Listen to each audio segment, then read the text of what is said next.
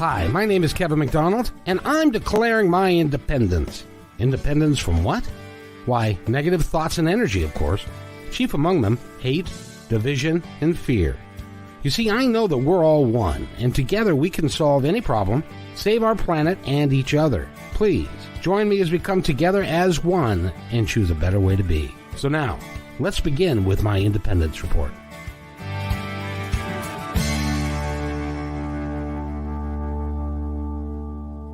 Friday edition of my Independence Report. This is a little bit later than we normally do it, but that's perfectly okay because we've got an exceptional guest for the entire hour, and we're going to be talking with Holly Berry, and I got to tell you a quick story about that. I met her, what has been 3 weeks ago now? Right about 3 weeks ago, because my dear mother passed suddenly, and my sister had picked the funeral home that we were going to use and had done all that ahead of time. And one of the things that we had to do was to do paperwork and that sort of thing so that my mother could be taken there. And that's where I met Holly. She is a funeral director at a local funeral home, and has been doing that for a while. And she loves podcasts. And so I wanted to have her on because I really, as we talked about before, Holly, first of all, welcome to the podcast. How are you? Oh, thank you, Kevin, so much. I'm great. Oh, good. Now, funeral directors, generally speaking, stay kind of out of the limelight. They're one of those professions, working in a funeral home, that we don't want to know about until we need one. But don't you think that it's important that we know about them so that we can make decisions better than when we walk in blind? Because a lot of times we're hurting, we're suffering from grief. And by the way, you handled us just beautifully. I want to thank you for that. Oh, you're so welcome. I'm glad. It's always the goal is to, be the assist and help make everything as seamless as possible, especially when people are in the middle of grief like that. So I'm glad we could do that for you. How do you, let's talk about Holly. How, first of all, do you go to work in that environment and go home and have a normal life after that? Similarly to most, I would say like first responders, or I actually transitioned into mortuary from healthcare. And at the time when that happened, I was working in the ER.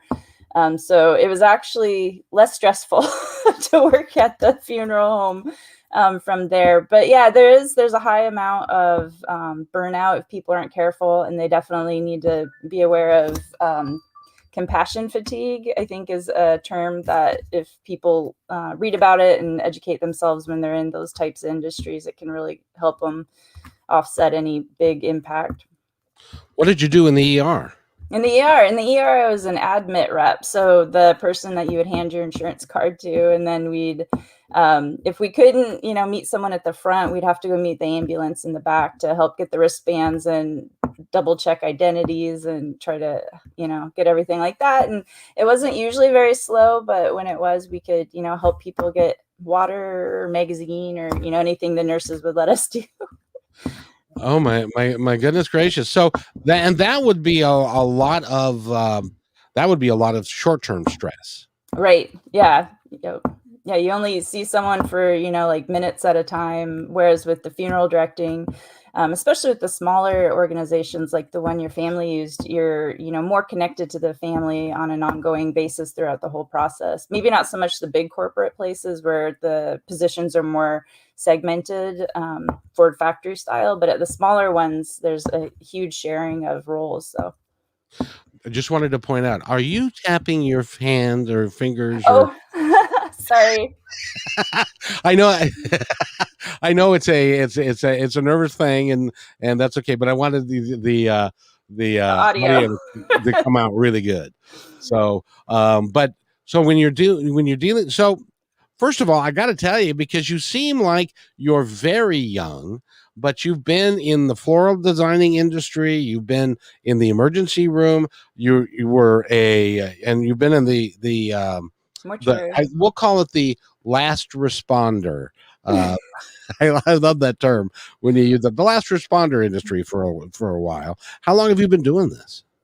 Yeah, well, which one? All of it or Well, let's go the last responder one. How long have you Sure, been doing? yeah, mortuary, absolutely. So, for the last about 11 years, and that started, like I said, when I was working in the ER, and When you I were was 12? no, no, I'm in my 40s. Oh, you are not. Yeah, but I'll let my mom know, she always loves to hear it when people are like Um, but yeah, no, so the last 11 years, and it was a transition from healthcare. I was going to school for nursing, and the hospital said, okay, we'll pay for nursing if you work full time. And the school said you can only do your floor clinicals and graduate if you don't work at all. And so I was like, well, what do I do with this degree that, is write everything except for that last piece for nursing? And we were actually at my sister-in-law's mom's funeral at the time, and my partner turned to me and he was like, well, have you ever thought about being a funeral director? And I'm like, I have no idea what that is. And so in the ER in the middle of the night, trying to figure out your life trajectory, and my degree actually was almost everything I needed to be a funeral director. I just needed to find an internship because you have like a sponsor and a state, tracked internship. And so I was like, well, I'll give myself, a year and see if I get an internship. And I ended up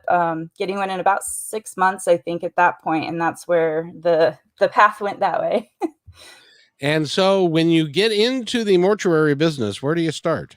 Yeah, well, you can start in a lot of different areas. A lot of people think going to school first is where to start. I've actually, when I was a manager, I actually hired people that were in the mortuary program at Washington Tech. And then at one point, I got a call at 3 a.m. and the poor gal was just in tears. And she's like, I did my first removal and I can't do this. And so sometimes school might not be the best place to start. You can, a really good entry job that they always need help for is the removal technicians, because people will pass away 24 hours a day, and then we have to bring them into mortuary care. And so they can, pass away at home. It can be in a hospital. There's just, I think one cruise ship, we had to go onto a cruise ship one time even. So Oh dear. yeah, so it's just it's life, and it happens everywhere and anywhere and at any time, and you need the removal technicians to help start the whole process. And that was my first job right before the internship. Yeah. Well, we were waiting for my mom to be removed, and it was they didn't get there till about 10 o'clock, and they each had their own vans in case they get a call for, I suppose, multiple people Mhm. that they have to remove, which would be anyway. And I said, are you guys done for the night? Thank you for coming. And he said, oh, no, no, no, we're just beginning. And it was like, you mean that you have a graveyard shift at the graveyard? And apparently you do. Oh my gosh, someday there should be, and if there already is, let me know, send me a link, but a book of all the puns related to death, because I have heard thousands of them by now, because it's such a great icebreaker, for people. And there's always a new one, though. There's always a new one, which I love, and that's actually one I hadn't heard before. I'm famous for coming up with weird stuff that nobody has ever heard of before. But it's so you started as a removal. They call them a removal technician, which Yeah. is basically you take the person and you put them on a gurney, and then you put them in the van, and you say goodbye to the folks if there are people that are there, and Right. you remove the or the jewelry and that sort of thing. And I got to tell you, the guy and gal that helped us were just, they were phenomenal. Oh. And everybody is so caring and so loving. I really appreciate how hard you guys work at making that environment happen.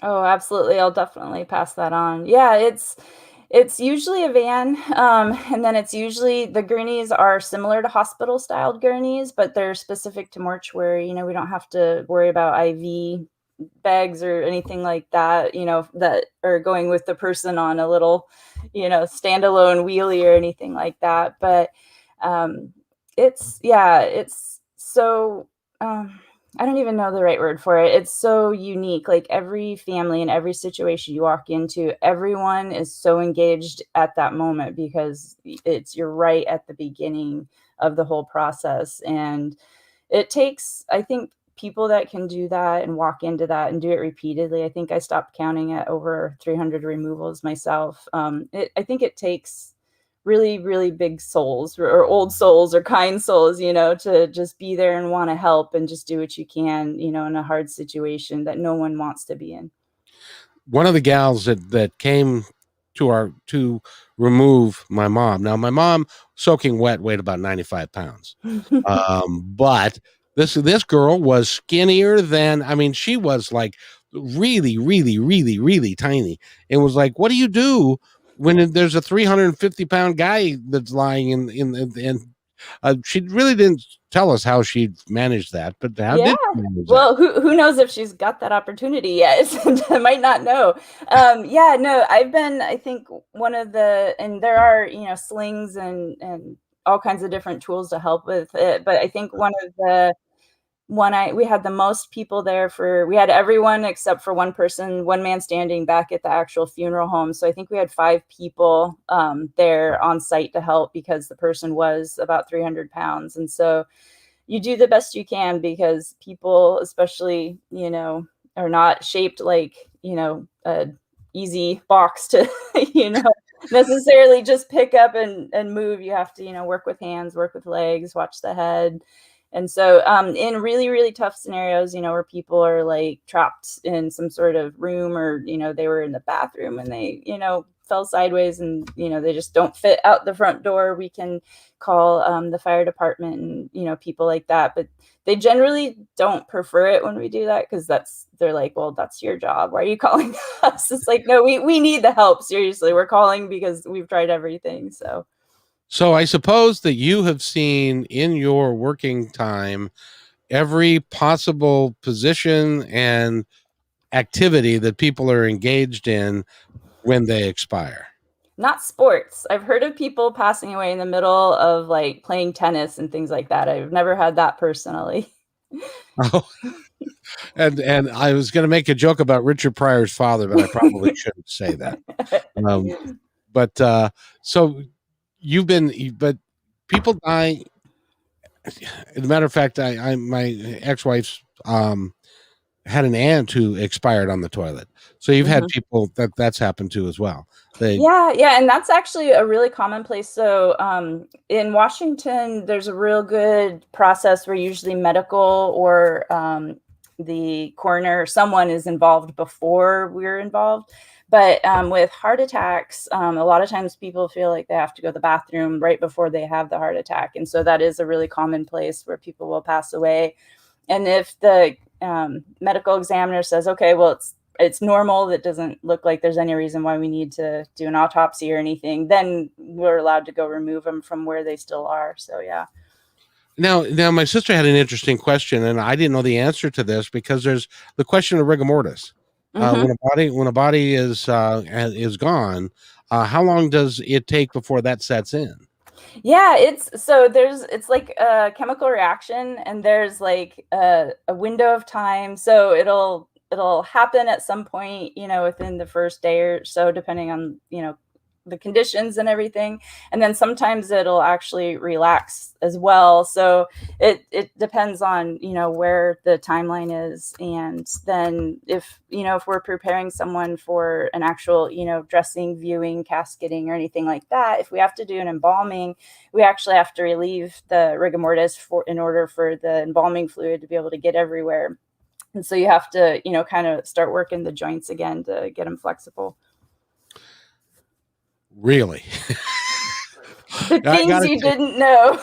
The things that I didn't know but I got to tell you, Holly, I really, you'd like to think that nobody would ever need to have that done or for somebody to do that, but it's an important function that you guys do, and a lot of people don't want to know about it, which is why I wanted you here, and I'm so glad that you're willing to be open and upfront with everything that has to do with, because it is important that people understand.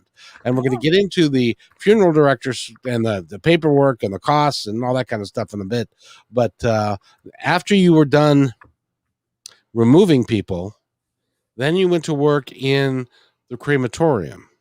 Yeah, and probably along with it. So it wasn't, I always worked for and still do for small businesses. And so the cool part about that is that you get to do everything. And so even though I probably still was doing removals, then the next thing is the crematory operators. And so I've done that at least two companies, two different crematoriums, and been in a lot more than that because a lot of times they'll have witness cremations. And so with I'm sorry. Say that again. They have what?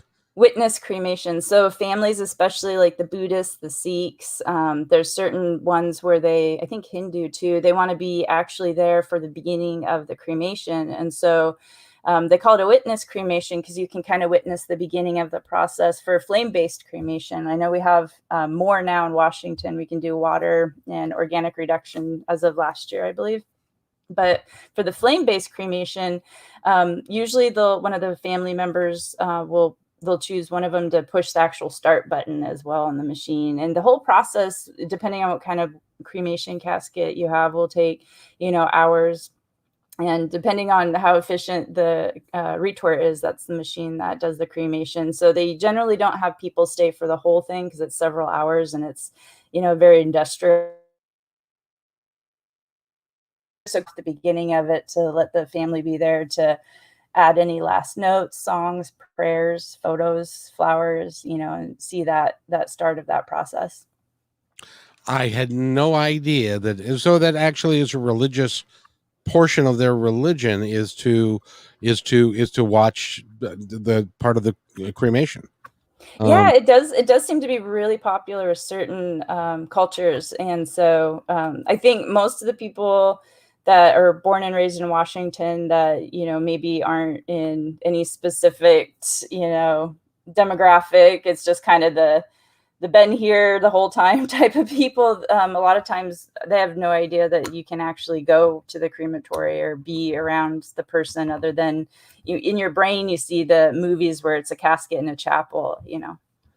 Oh, exactly. Now, when I was a kid, we lived right next to the cemetery. Yeah. And my sister and brother and I would be riding bikes, and we'd ride bikes in the cemetery because it was quiet and there wasn't a lot of traffic and stuff. And then we'd see smoke coming out of this building. Was that is there actual smoke that comes out of a chimney when you're doing a fire based one? There is, we at least here in the ones I've worked, you have an afterburner. So they try to keep the air emissions as clean as possible, where it tries to reburn the smoke a second time. So it comes out as clear as possible. But it's at least the technology is very, old compared to what it could be nowadays for a lot of them. They'll put it in, the most recent one I worked had gone in the year 2000. So it's now 21 years old. But yeah, if the settings get off, or sometimes what they call kind of like a smoking or runaway, it's because if you heat up, especially if someone's really large and there's a lot of fat ratio to bone and muscle, the fat will melt really fast. And then it's like having, like a lot of wax or like a candle that all that oil catches on fire if you don't do it nice and slow. And so, especially inexperienced crematory operators, you have to really help them understand the math and the temperatures, the airflow and the fuel, and and then the person that is in there, everyone's specific. So if it's a 300-pound person in there, you need to start really, really slow and really low temperatures. Now, you also said something about their water-based one. Is that like There you are boil them and no, boil? I mean, it's more like alkaline chemicals. So it's called alkaline hydrolysis. It's so new that I don't think we have a common single term yet for it in our state, but people also call it water cremation, water-based cremation, hydrocremation. But it's pretty much like it's a big cylinder, and then there'll be a little metal basket on the inside. You can actually look this up on YouTube. And then so the person will be in there with like no jewelry or anything. You can't have any of that extra stuff on, but they'll fill it up in like a nice slow spinning whirlpool, and then with some alkaline chemicals. And so the only thing that's left afterward is like the bone, if they had hip implants, things like that. And so it's more environmentally friendly, usually compared to the flame-based, because it's way less emissions. It takes a little bit longer, but the cremated remains that do come out afterward are easier to use as far as when people, want to plant a tree with the ashes or something like that, because it's a lower acidity level. And you usually get a higher volume as well, because you don't have, some of the more smaller parts of it burning off completely. So have you ever have you ever had a dream that somebody went in there and then you heard screams or something like that?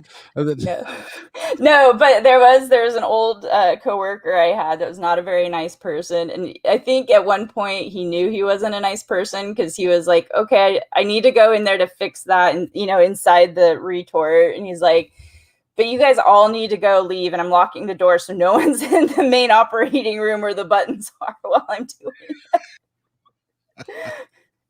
Oh dear. Right. So he probably did, but yeah, no. So I assume that I've always, and this is another question that I assume that they are not wearing any clothes when they go in, and so that you're not burning cloth or that kind of stuff, or are they dressed? Yeah, no, absolutely. For the flame-based cremation, anything that's easily combustible is completely okay. So a lot of times if the family doesn't want to do anything special, it'll be what they came to us in. Sometimes they do want someone dressed in a specific outfit. And sometimes they actually want to have something like a short ID viewing or something where there's no embalming, but a little bit of preparation has been done.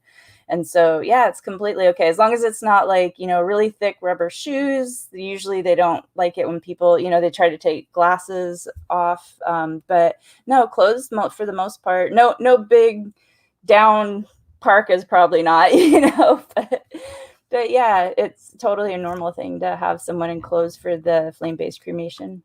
So I've had both my hips replaced. So, and those are pretty large prosthetics, that and stuff. So what happens to that stuff? Yeah, that for a flame-based cremation, right? It probably. Yeah. Yeah. You're like, maybe that might be the way I go. I don't really care at that point. I hope. If I still care at that point, something's gone horribly wrong. Great. Yeah, no, so for flame-based cremation, the inside of the retort actually looks like a pottery kiln. So it usually has like bricks that line, the whole inside.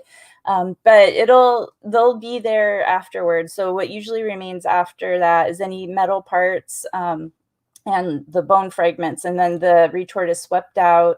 And from there, then you have to clean the fragments. So you're pulling out, any screws, any metal parts, things like that, and then processing the actual bone that's left, so it looks like sand. So people, when they get the box back, then it's one consistency. If they're trying to scatter ashes, it's actually more like sand instead of bone fragments. Sometimes like the Buddhists, they'll want an actual bone fragment to take to the temple.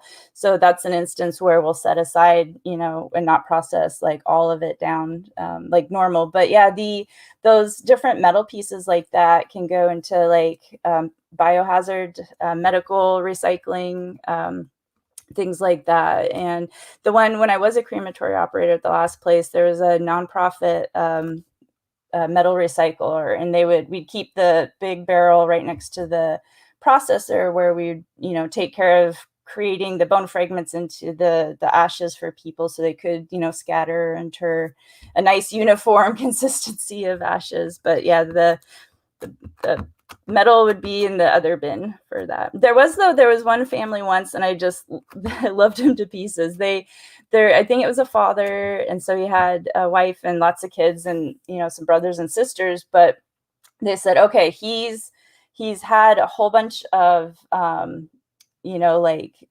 in his back and everything, and so. And there's a sentence that happens a lot, and it's like, you've probably never heard this question, or this might be a weird question, but, and then people will continue it, and that like every week I'll hear that at least once. And so they said, we'd actually like that back. He was a grouchy old man by the end of it, and a lot of that was due to the pain he was in because of this, but we'd actually like that, all those implants back. And so I'm like, okay, yeah, no problem. I'll try to clean it up as much as I can for you. And this thing was like from the like lumbar back all the way down to both hips. And so it was actually really, really big.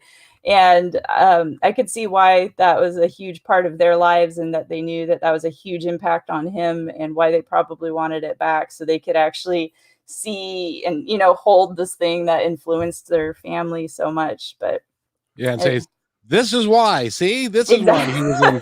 he was in such a grouchy mood all the time, is because he had this 10-pound thing on him. Mhm. That would be awful. That would be awful. Again, we're talking with Holly Berry. She's a funeral director, and we're going to talk about her floral designing career, as well as her schooling and what she's got going. Because first of all, I can't believe that you're 40, and you're going to get your bachelor's degree in management, in finance. What? Yeah, yeah, it's a Bachelor of Science in Business Management. Yep. So what decided you to go back to that now? Is it just to broaden your horizons? Well, I originally wanted to do it. I started the first time in 2014, but I had to work full time for a while to keep my house and not let that go. Right around 2008 ish, you know, and between Oh that yeah. and recent, yeah. So um, started it back up in 2019, and I think it's just because it felt like there was more to know, and I was curious about so many things, and if I couldn't pull out time and dedicate it in a way that was like, you know, protecting it from work and stuff like that as much as possible, that I might never do it. And so that's, I think, just curiosity about life and how business works is what why I went back. I think it's absolutely awesome, because you should continue to learn and to grow as you go through life. And you've done this, doing what you're doing. There's not more that you can do there. So now go do something else, and you can maybe open up your own funeral business sometime. But you're going to do other stuff, I think.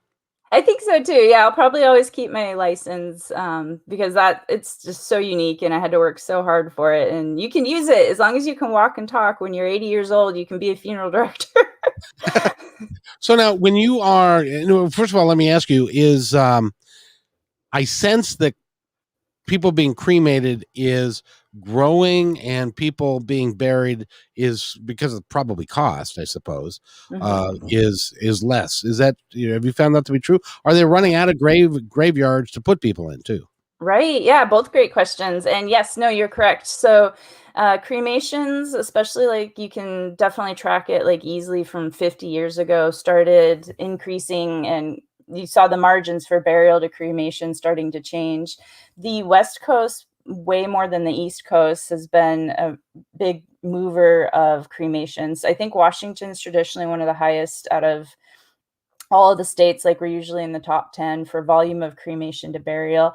I think you are also right that I think cost was definitely a big part of it. And so, even though people, you know, may want to be buried, if the funds aren't there, then you have to really look at what can you afford and what are the options. And cremation, you know, traditionally a lot of times provides one of the cheaper options, unless people are looking at trying to do body donation. So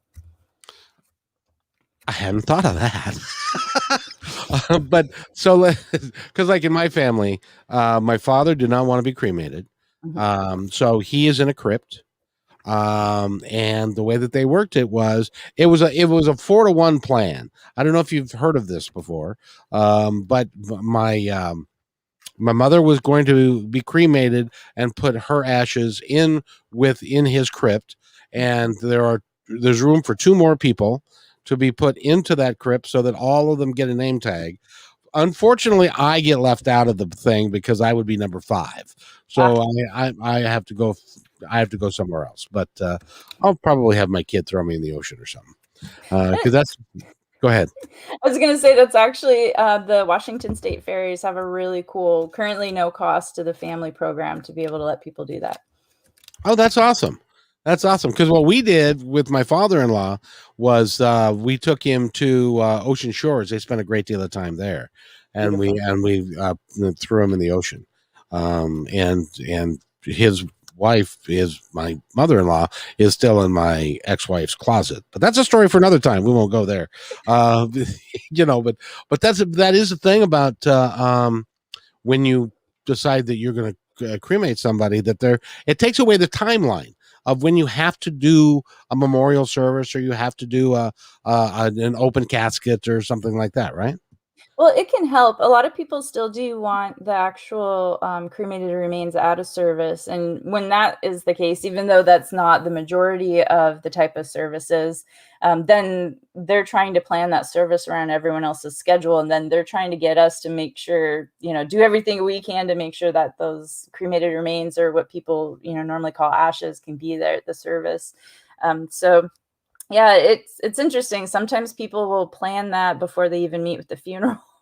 It's like, okay, now we're gonna try to jump through a few hoops here. So Well, I had a friend that her father passed away, and and he was a good old Irishman who loved his whiskey, and nice. so they had a wake for him, and they had an open casket, and he was there for the wake, and we're going to have a good time with this glass of beer right here, and so he was there for that, and then they cremated him, and then they buried him.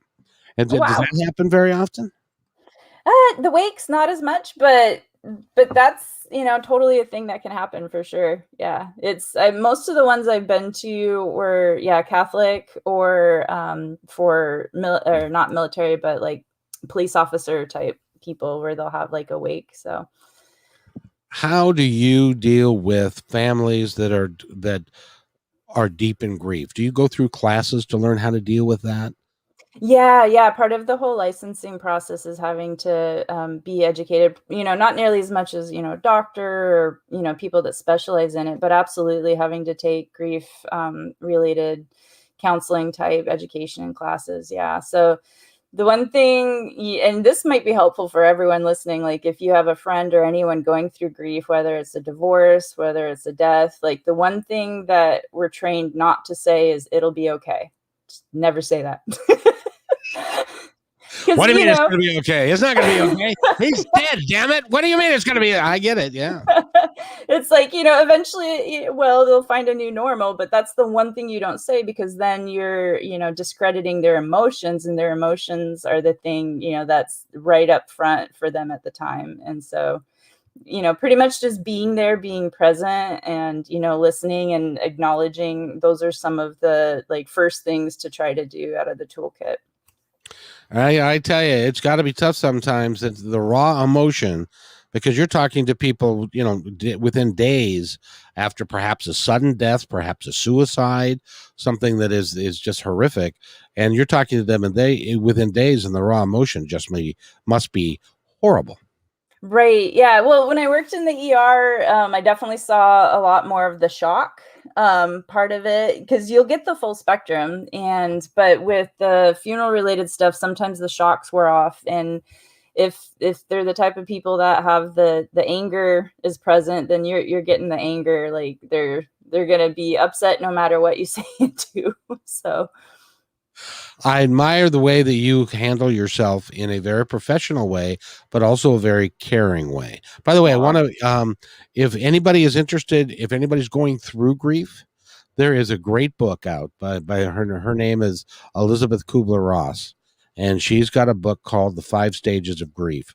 If you know somebody that's going through that, if you're going through that, pick up that book. It'll help you navigate the 5 stages that you go through, so that you can come out the better for it at the other end. I noticed you were nodding your head in approval. Is that right? yeah, that's a really popular one. And that took me back 10 years. Like, I'm like, yep, there we go. But yeah, along with that too is getting connected with any type of can pick up the phone and talk to a real person any time of day. There's lots of services and 800 numbers, and putting that like top of your phone on speed dial, because even if you hate the idea, and I don't know if I said this when we met, Kevin, but one of the things I always tell families is, even if you hate the idea of talking to a stranger, having that resource, having it plugged in where you don't even have to think about where to find it, and it's right at the touch of a button for you is so important, especially if you were close to the person, if you lived with them, if you interacted with them on a, weekly basis, especially, because that's going to change your whole world, and it's just the blink of an eye, that huge person that you're used to talking to or seeing or, going to lunch with won't be there anymore. And you need that tool, that, other voice there that is a real person that you can just call and be like, okay, I'm completely, I don't know, like I'm just crying and I'm supposed to be at the doctor's office in 5 minutes and snot's all over my face. It makes it really, really tough. Now, you're also in the floral industry, and we're going to talk a little bit more about that in a little bit. But the reference is, in the floral industry, you have days that are really busy. Mother's Day, Valentine's Day, Easter. Those are really big floral days. Do you find that there is? I've heard this, and I kind of believe it, that after holidays, that there's an uptick in when people pass away. Are there kind of highs and lows of when that happens? Yeah, so some of the big ones that I've noticed are birthdays. Sometimes people, especially, when they're close to like 100 or 75 or one of the really big ones, they'll hold out for just right after their birthday. I've actually, when I was doing removal technician work, I've picked up people on their birthday that had passed away. So birthdays are a big one. And other than holidays and things like that, strangely enough, things like Super Bowl and the election. I can believe that. I'm gonna vote, damn it. And I'm gonna be here to vote. And then I get that. In the Super Bowl, that's obvious. Especially if your team is playing. You wanna and when my grandfather passed years ago, I felt really sorry because there was a new quarterback for the Huskies, and his name was Sonny Sixkiller. This goes back a ways. And I was sad that he wasn't going to be able to watch Sonny play, because he was really looking forward to that. So, right. Yeah. It's really hard for people, but there are, like, after the holidays, I've heard, is another time when people tend to go. Yeah, well, and with that, a lot of times, winter time. So when people, and I saw this even in the ER, it's when people start to talk about it and they want me to respond to it. I'm like, the sun keeps people alive. Like it really does. Like the winter time, along with people going indoors more, and so colds and flus and things like that spread faster. Then there's depression and things like that as well, and that all plays a factor into longevity and livelihood and all of it. So I do have a question about there's something that's new. It just popped into my head, and that is, does a protocol, is it different for somebody who dies of COVID than after they pass? Are there precautions that you have to take that are different? Yeah. So there's PPEs, or personal protection equipment, and so having the full gear, like you look like you're a beekeeper type of thing, sometimes is what you'll see. But I think especially now that more information has come out as well, so people are getting more familiar with the transmission rate and everything like that. We're not wearing beekeeper outfits to outdoor funerals as much. Well, that's good, but you guys are taking precautions because that virus still can be in the air, can still exist. Yeah. After they pass. Yeah, I'm really fortunate. The place that we work at, the owner actually went and bought like tons of those HEPA filters and put one on like every desk. And we're still having people, if they want to come in person, which has really started a lot more now. We're still asking them to wear masks, and we're still trying to keep 6 feet. And even though I don't think businesses have to do as much of that now, but we're still trying to keep a lot of that in place. So it's coming back, I'm afraid. So hopefully in Washington we won't see that, because we do have a lot of people being vaccinated. But and the commercial for that is, please get your vaccine. Yeah. Save somebody. It could be you. It could be your grandmother that you might save. So get your vaccine. I employ you in stuff. So this has been really fascinating. When you're talking to somebody that, and they're talking about expenses. What can somebody the typical cremation versus the typical burial? What are they talking? What are we talking about spending? And we didn't mention about how much grave space there is. Are we running out of grave space? Well, there is only, so much land currently, so that is a factor. I know, like, Tahoma National Cemetery, or that's the one closest to us in Washington for national cemeteries that most people work with. If you call the National Scheduling Office to get military scheduling in place for a decedent to go to the National Cemetery, they'll actually, if you're on hold, sometimes you're on hold for 45 minutes waiting to get through, but some of them will actually talk about, estimated time before the actual ground space fills up, or we just bought this extra acreage, to extend the ETA date for filling up there. So yeah, that is a factor to consider as far as if you're interested in below ground space with, a dedicated marker and things like that. And what was the next question there? Oh no, that was it. But I wanted to ask you, the last thing that I want to talk to you about in regards to preparing a person is preparing them for viewing and the embalming process. Oh, right. And then the other one was cost. Yeah, go ahead. Whichever one you want next. Yeah, no, go ahead with you. You do it in any order you like. Okay, sure, yeah. So with the cost one, it's a full spectrum. So I usually help people understand it as far as the industry itself, and then you can go down deeper from there. So the industry itself, you're going to have like larger corporations. So anywhere that you see the word dignity, that usually they'll have the word dignity on the front gate sign. Usually that's part of a SCI, or Service Corporation International facility. And so they're one of the larger, if not the largest, corporation in America for mortuary. And so they're traditionally going to be a lot higher. But then you can go middle, where there's, smaller corporations with fewer, locations, all the way down to just the like one location mom and pop places, or single cemetery, or like county cemetery places. And so knowing what kind of like landscape there is can kind of help frame it, because a lot of times when people are forced to make the decisions because their loved one's in the hospital morgue and the hospital says we're out of room, other people are dying, you really got to tell us where to send your loved one. They have to make these decisions really fast with very little information and no background. And so a lot of times I think kind of knowing that overall industry like landscape is helpful. So then once you dive into that, I've seen some in like our Snohomish County region. I've seen some cremations like as low as like $600 and something in the last 10 years, and then all the way up to like $2,000 something, depending on where you're at, for essentially the same thing. And then other times, like for burial, it can usually it's like the direct burials as low as like 900 and something, and that's where the family is like not present for any of it. But that can go all the way up to like 3,000 or more, depending on what kind of services you're wanting. And so that kind of helps give the overall like landscape and a little bit of the generic overall pricing. How much do caskets cost? You can get, and there's different materials too. And I'm always trying to educate myself. So if anyone else in the industry is out there saying, oh, you got it wrong, like feel free to, find me on my floral studio and email me. I'm happy to educate myself better. But yeah, caskets, you can get really plain, pine wood caskets, at least where I work currently, for under $1,000. And then it can go up from there.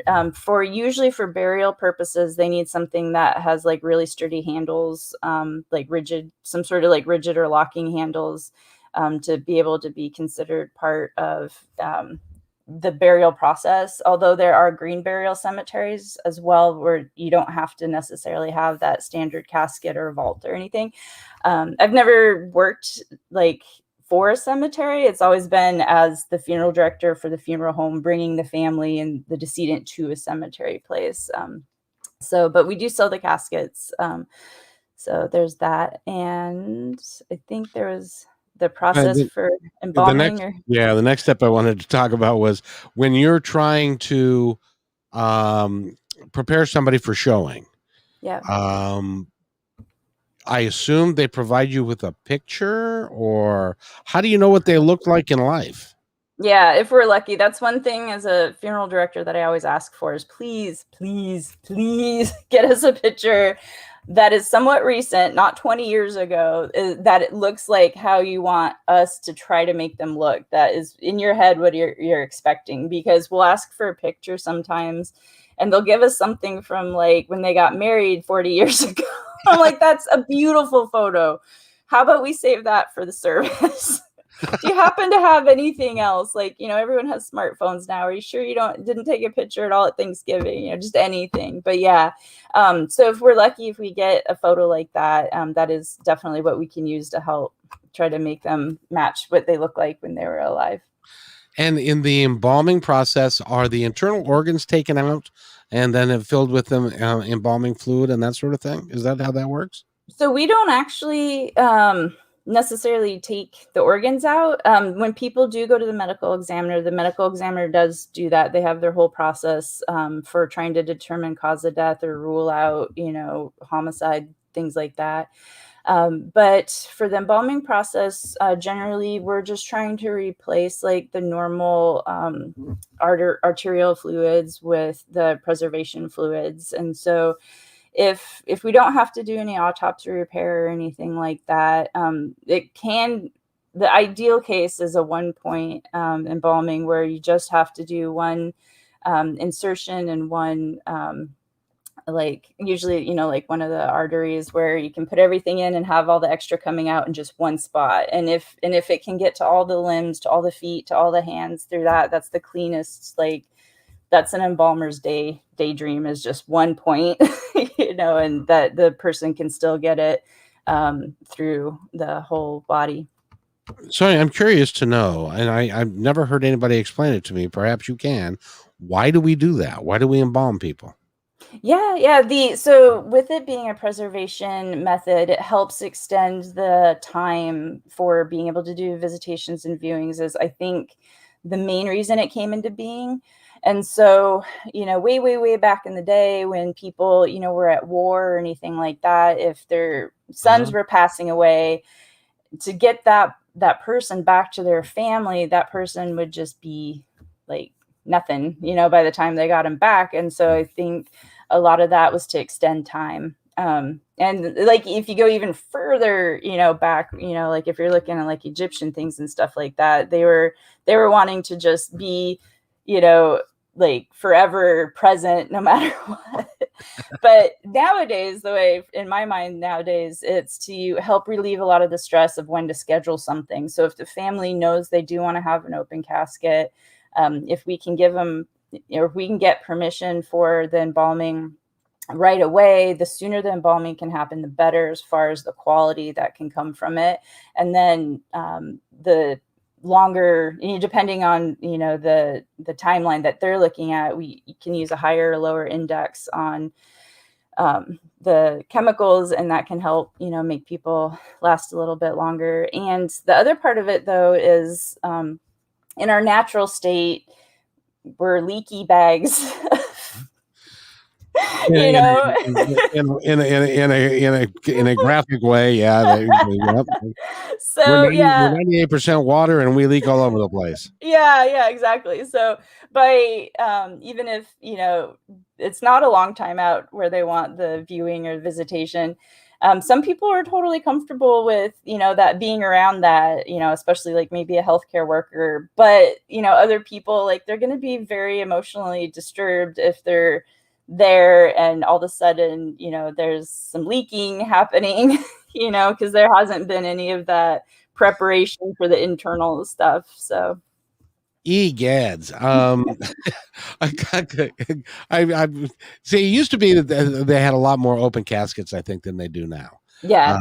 That really is kind of. It used to be a thing, and as a matter of fact, my grandfather had an open casket, and they all. I guess they took an autopsy of him, or they took a brain temperature of him, and so where the pillow and the back of his head meet, the hole was like an inch above the pillow, and so you could readily see that. Yep, he's dead. He's got a hole in his head, but And the one of and my uncle got hit by 7 cars walking up I-5. Oh my. So he had a closed casket. I will imagine there's a point in time or a point in disfigurement where you can't. It's like Humpty Dumpty. You can't put them back together again. Right. Yeah. I've seen some like really experienced embalmers. I just did a 5-year embalmer internship. So, but some of the ones that I interned under had been doing it for decades and decades. And I saw them create a whole wax ear one time to help giving, have both ears back for the person. There's some amazing things they can do, but yeah, at some point you just don't have enough to work with. So. Oh, it's I can't imagine. I can't. But I just want to make sure. First of all, Holly Berry is our guest, and she is a funeral director in the state of Washington, and she also is a floral designer.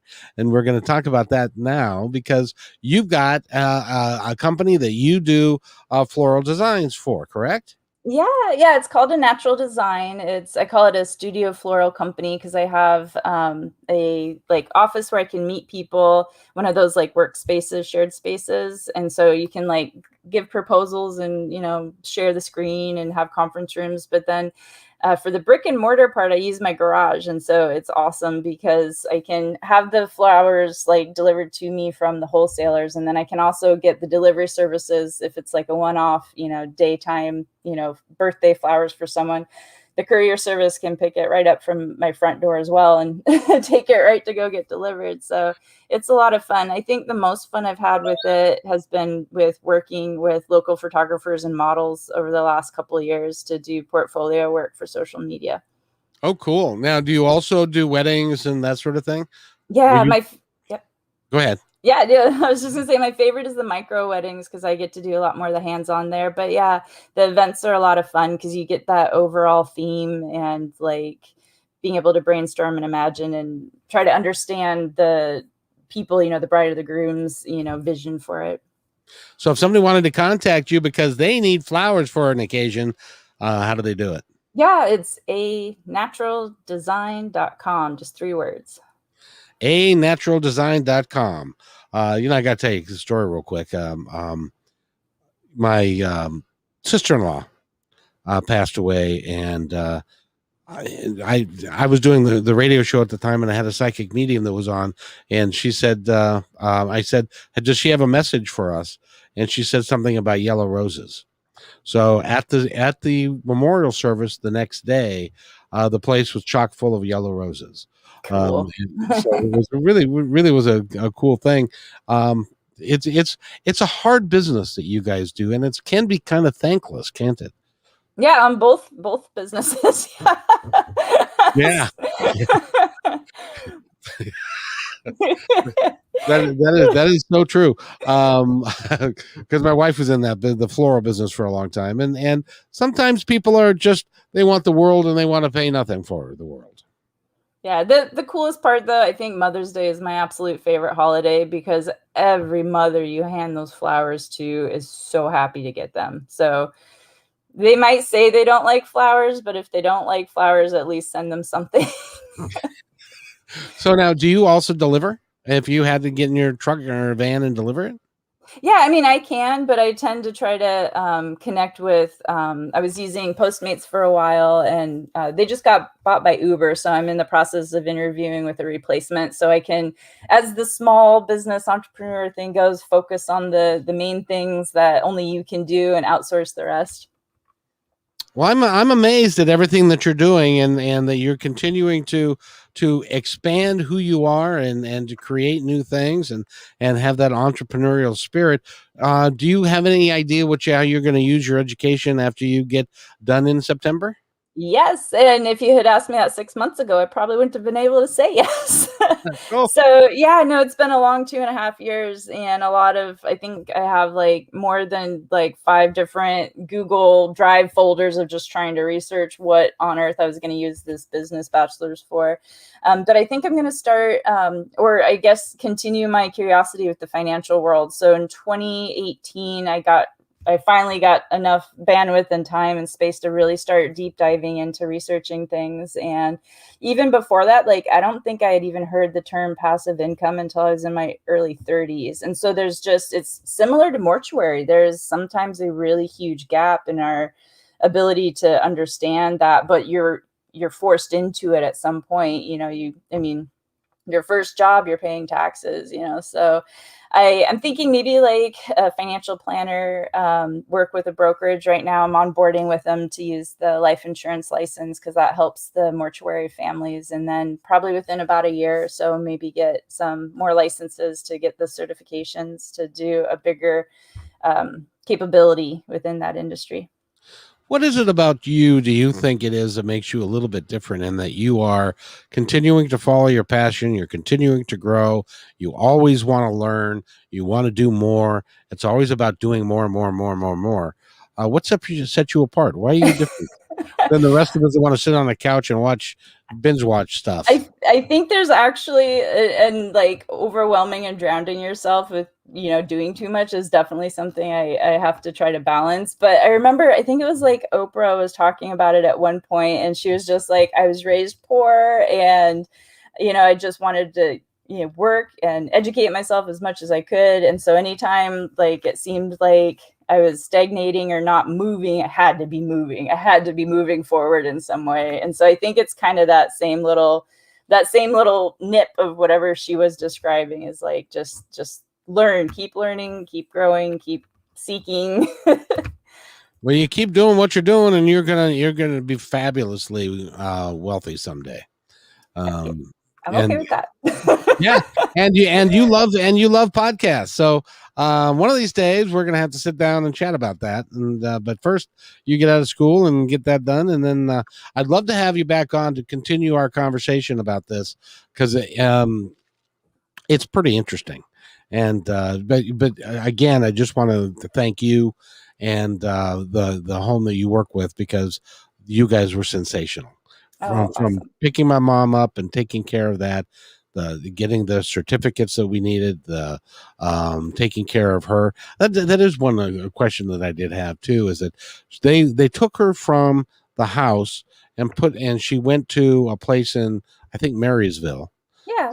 And then do you guys wait until you get enough people to be able to put together like an 8-hour shift, or how does it work? How do you decide when it's time, when to go ahead and perform the action of Yeah, the? yeah, part of what a funeral director does is they help create the death certificate. And so for us to file that death certificate, we have to get a doctor to sign off. We have to sign off. We have to get the information from the family. And there's a permit. One of the things that, you never really see in the background that's happening is that golden permit. That's like Willy Wonka's golden ticket. That's what we need to be able to do what they call a disposition, so burial, cremation, things like that. Oh, very good. So you actually have a doctor on staff, or doctor that you have access to, that comes to the mortuary to say, yep, they're dead, and to determine what they got to do. Yeah, well, so usually, like, if there's some sort of medical staff like present to actually name the time of death, that's actually different than the medical certifier. So the medical certifier oftentimes will be like the PCP, the medical examiner, any doctors in the group that the PCP worked with, or if the person, passed away at a hospital, they'll have hospitalists and groups that have access to this death certificate process like we do. Like Social Security is also connected to that online system as well. So it's a whole bunch of people coming together from different sides to help create that death certificate. Was there extra that they needed to do with my mom, because she was 90 years old, and we figured, well, she made it to 90, which is longer than a lot of people do, so it's just natural causes. Is that just kind of, you just write it off to natural causes in that case and just let it go, or you still have to go through all these steps? No, the steps are the same. Like, you still have to get all the checks and balances. The specific cause of death, and I haven't seen hers lately. So when you look at it on the bottom, you're going to have like 4 different lines, and it's going to have like primary cause, secondary, tertiary. And so that's where the medical certifier will put in their information there. And it's usually on the bottom half of the death certificate. And you can see who the name was of the medical certifier. So there actually would be, even somebody like my mom, there would be an official, quote unquote, official cause of death. And it may be just natural causes. Correct. Yep. And which would probably make a great deal of sense because, her car just wore out. So it was time for her to be done with that car and go to heaven. So, and if it said natural causes at that age, she's one of the, in my opinion, one of the lucky ones, because that sounds a lot more peaceful. Her father died of a heart attack sitting in his chair. She always wanted, our worst fear was that her mind was going to go before her body went, because her body was strong, her good heart, good lungs, and all that. And we were scared that she was going to end up in a assisted living unit for years, as my sister said, sitting in a wheelchair drooling. She was talking about herself. My sister was, by the way, and that she doesn't want that to happen to her. But in this case, when she was found, the Bible was open, sitting next to her. She looked very peaceful, and she got to go exactly how she lived, and that's we couldn't have asked for a better place. Oh gosh, that makes me always feel so happy from the inside when I hear that. When we connect again, I'll have to tell you my 2 favorite removals that I did that remind me of your mom's passing. Oh, cool. That'd be awesome. Cause I've the one last thing that I want to touch on is, did you ever have to do suicidal removals? So not at the site, because even though we receive those people into our care, when it's like suicide or homicide, if there's any inclination of that at all, the medical examiner takes custody, because they have to potentially do an autopsy the way the state laws are written. So we'll get them after that. But the initial removal, if we show up and for some reason, the police haven't already been called, we're supposed to call them and let them know, hey, this looks like it might be that. You need to come check it out here. Now that you mention it, I remember that happening when I was years younger. I witnessed a suicide. He put a gun in his mouth, and the paramedics came, and when they just determined that his head was gone, then they brought the bag and put him in a bag, and they took him with them, because they had to take him to I assume the medical examiner. Yeah, coroner. They're synonymous. Yeah. Something like that. So, and then they would come to you. So, right. Gosh, you must have a stomach of iron. Anything visual I can handle. It's the smells sometimes. I haven't thrown up yet, though. Now there's a badge of honor. Right, it really is. I almost threw up changing a diaper one time. It was probably not a good idea to be doing that kind of work. But Holly, buy flowers from her. Where do they need to go to get that done again? Oh yeah, the studio. It's 3 words: anaturaldesign.com. And she's got lots of pictures on her site of the type of work she does. It's very reasonable, and she does a terrific job. Thank you for doing this, and congratulations on graduating in end of September. Yeah. And you and I need to talk more about different things and stuff. Oh, absolutely. I can't wait. And huge congratulations on hitting 350 episodes. That is phenomenal. I can't wait to hear more. Thank you. So, well, this one is going to be up, and I want you to listen to it, because you're really good. You could do this. You could do this. Holly Berry has been our guest. She's a funeral director amongst a whole bunch of other stuff, and she's a really nice lady. So, and congratulations on graduating again. You stay right there, and I got to do this, and I'll be right back.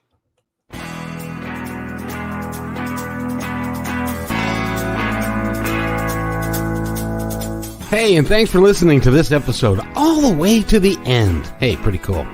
Hey, don't forget to follow us so you can receive regular updates and new posts. And remember, take care of each other, because each other's all we got. See you next time.